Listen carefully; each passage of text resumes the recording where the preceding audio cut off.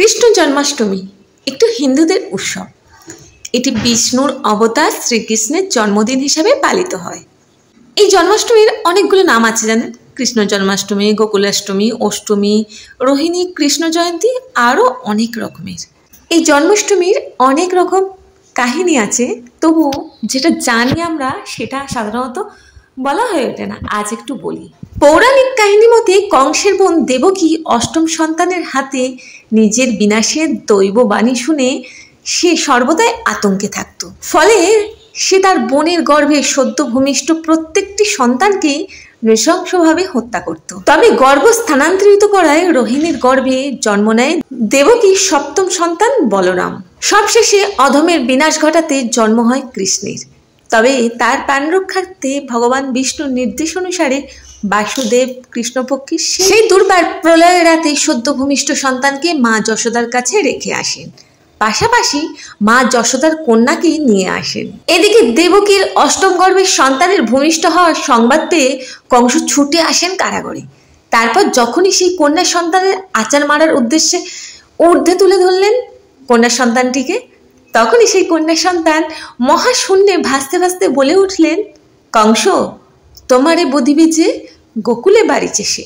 এই কন্যা সন্তান ছিলেন স্বয়ং দেবী যোগমায়া। তারপর থেকে আমাদের সমাজের যে কোনো অন্যায়কারী ও অপশাসনকে উদ্দেশ্য করে বলা হয়, তোমারে বধিবে যে গোকুলে বাড়িছে সে।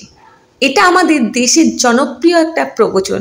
যাই হোক, কৃষ্ণের সন্ধান না পেয়ে রাজা কংস কুখ্যাত পুতনা রাক্ষসীকে 6 মাস বয়সী সব শিশুকে হত্যার আদেশ দেন। রাজা কংসের নির্দেশ মতো রাক্ষসী পুতনা বিষাক্ত স্তনপান করানোর ছলে একের পর এক শিশুকে নির্মমভাবে হত্যা করতে থাকে। অবশেষে পুতনা যখন কৃষ্ণের সন্ধান পায় তখন তাকে স্তনপান করাতে যান।